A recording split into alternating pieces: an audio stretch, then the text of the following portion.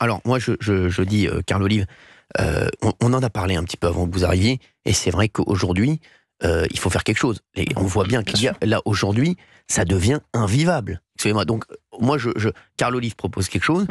Qu'est-ce que vous avez d'autre à proposer, vous, autour de la table, vous qui n'êtes pas d'accord? Olivier d'Artigol. C'est Olivier d'Artigol, non, c'était juste pour citer votre nom. Oui, allez-y. D'abord, je respecte Carl Olive. Je suis toujours attentif à ce qu'il peut donner d'un débat public et politique, parce qu'il connaît le terrain. Je pense que, pour le coup, il sait que ce n'est ni possible, pas praticable, ni souhaitable, mais qu'il fait cette proposition pour secouer un peu le cocotier et faire réagir. Je le crois, vu son expérience de terrain. Parce que tout simplement, ce n'est pas la mission de l'armée. Vous savez très bien que la Grande Muette ne souhaite pas intervenir dans ces conditions-là, que ce n'est pas son cœur de métier et de mission. Et je suis vraiment favorable à ce que nous renforcions bien évidemment la police de proximité. On a fait la démonstration grandeur XXL que c'était possible sur les JO sur un périmètre défini. Donc pour véritablement, il y a eu 25 000 démissions dans la gendarmerie et la police en 2023. Donc il faut redonner du cœur à l'ouvrage à nos forces de sécurité intérieure. Le continuum de sécurité avec les polices municipales, oui bien sûr. Recruter un très grand plan de renforcement pour la police, pour la gendarmerie, mais sans faire intervenir l'armée. Mais je devine que vous faites ça pour accélérer le débat. En tout cas, ce que je constate, c'est que depuis que j'ai simplement proposé de partager, et j'ai l'impression d'être comme Philippe Noiret dans Le Vieux Fusil. Oui, mais nous sommes d'accord ou pas? Oui, il est évident qu'il faut que nous proposions des choses. Il faut qu'on secoue le cocotier. Vous avez raison, monsieur d'Artigol. Après, je dis aussi simplement que les maires ont des arsenaux, je sais pas si on a arsenaux, des arsenals à leur disposition. Moi, j'ai mis en place, pardon de ne pas reparler de Poissy, mais j'ai mis en place ce qu'on appelle un pouvoir d'achat citoyen. Vous faites du sport, vous avez entre 12 et 17 ans, vous avez 30 € de réduction. Vous faites de la chorale, vous avez 50 € de réduction. À une condition, c'est que vous ayez un comportement citoyen. Et derrière, si vous ne respectez pas cela, alors je convoquais les familles et je supprimais ou je suspendais ces aides non obligatoires. Et bien ça fonctionne. On n'a pas besoin de l'État par rapport à ça. C'est pas pour ça que ça va régler le côté des narcotrafics, parce que là on a parlé effectivement, je dirais, des acteurs, des agents qui vivent de cela. Il y en a 240 000 en France, directement ou indirectement, mais on pourrait aussi s'attaquer aux 5 millions de consommateurs. Vous n'avez pas directement répondu sur le fait que vous dites ça, mais vous savez que c'est pas praticable. Bah oui, sauf qu'en en 1977 ou en 1978, on a des militaires qui sont allés nettoyer des cailloux après la Moko Cadiz. Et c'était pas inscrit à l'ordre du jour. L'exception peut confirmer une règle. Fabien Lecoeur. Oui, moi je vais vous dire pourquoi c'est pas possible. Parce qu'il y a une différence entre la police et les militaires. Un militaire qui est un gendarme, c'est un militaire. Un militaire, quand il intervient, il fait 3 sommations et il tire. Non mais ça, ils sont formés. Non, laissez-le finir. Non, attendez, moi je suis officier de réserve dans l'armée de l'air. Je peux vous en parler. Ah ouais.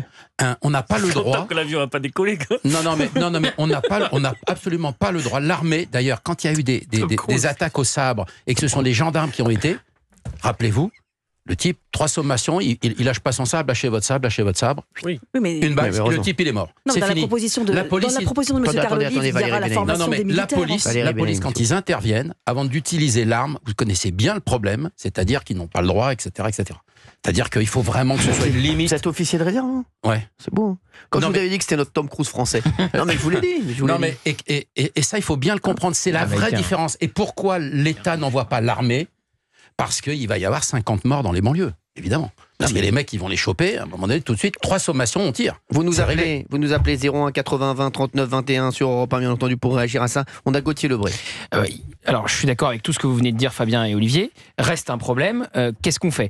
Parce que quand vous allez parler aux policiers marseillais où les bacs, on en parlait à l'instant, ne rentrent plus dans les quartiers nord, ils vous expliquent on est moins bien armés. Moins bien armés que les trafiquants. Nous, on est en Ligue 2 et les trafiquants sont en Ligue 1 avec des armes de guerre, prêts à faire de véritables carnages. Et donc, on est moins bien équipés qu'eux.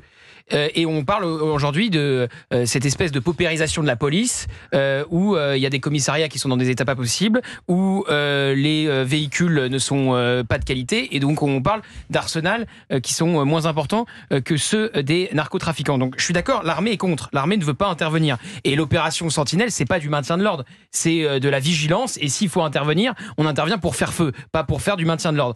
Mais il reste un problème, regardez la liste des villes de ce week-end. Enfin, c'est partout partout, tout le temps, avec des victimes collatérales de plus en plus jeunes. Ce gamin de 5 ans qui a pris 2 balles dans la tête. Sokaina qui est dans sa chambre à Marseille, en train de réviser ses cours, et qui se prend une balle en pleine tête et sa mère la découvre morte. Ce gamin à Nîmes qui rentre du restaurant avec ses parents et qui se prend une balle aussi et qui meurt devant ses parents parce qu'il rentre simplement du restaurant. Et les populations qui vivent sur place et qui sont prises en otage par les petits caïds, je pense que si on les interroge, eh bien, elles seront très contentes de dire oui, pourquoi pas à l'armée. Oui, bien sûr. Il me semble. Alors, mais l'armée ne veut pas y aller. Donc si l'armée ne veut pas y aller, après il faut trouver des solutions. Comme dit Carl Olive il y a un instant, c'est un peu hybride ce qu'il propose. Hein. Oui, voilà. bien sûr. Un mix. Donc c'est ça. Et Bruno Retailleau parle de mexicanisation en cours. Oui. Et je remarque que dans le petit microcosme médiatique, certains font une polémique sur le terme de mexicanisation et ne s'inquiètent pas de ce qui se passe en France. C'est-à-dire que ce qui les choque le plus, c'est le terme utilisé par Bruno Retailleau au lieu de ce qui se passe dans toutes les villes de France 5 ou 6 ce week-end. Je vais vous dire, alors ça, ceux qui sont choqués sont toujours les mêmes. Hein, on va oui, pas se mentir, c'est toujours pareil. Gauthier Lebray, mais sachez que le plus gros de la population. Là, je parle du petit monde médiatique. Oui, mais ça, il faut arrêter avec ça. Hein. En tout cas, ce qu'on peut dire. Ça, c'est ce que je peux vous dire, juste, ça, les gens s'en fichent totalement. Vous le voyez bien avec nos auditeurs tous les jours, vous voyez bien dans nos émissions. Mais ça les énerve. Ils s'en fichent totalement. Oui, mais ça les énerve. Mais l'important, c'est les gens qui nous regardent, c'est les gens qui nous écoutent et c'est les gens qui vont voter en 2027. Hein. C'est pas les commentateurs qui ne font rien. Vous savez, il y a des commentateurs et il y a des faiseurs. Moi, je préfère un Carl Olive qui propose quelque chose plutôt que des mecs qui sont que là à commenter. Dans ce pays, il y a beaucoup de commentateurs en France. Il y en a énormément. Mais pour proposer des choses, ça c'est sûr qu'il y a beaucoup moins de monde. Oui. J'ai été très étonné ce week-end après les propos de M. Retailleau, notre ministre de l'Intérieur, sur effectivement la mexicanisation, où on avait l'impression, on a passé des heures et des heures à commenter ce mot, la mexicanisation. On ne sait absolument pas ce que ça veut dire, mais ça c'est pas le sujet.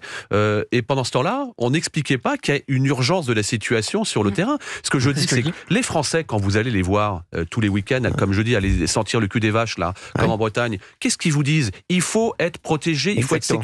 On veut la restauration de l'autorité de l'État. Je rejoins Gauthier Lebray tout à l'heure quand vous disiez que certains étaient moins bien équipés, notamment par rapport à ces trafiquants, mais vous savez, c'est la même chose dans les polices municipales. Combien de polices municipales aujourd'hui dans notre pays sont armées? Ne sont pas armés, évidemment. Combien il y en a qui ne sont pas armés, alors que les maires, de leur volonté politique, pourraient le faire. Bien sûr. Parce que quand vous avez un caïd, il ne fait pas la différence entre un policier national qui est avec une arme et puis un policier municipal qui a un pistolet à eau. Hein.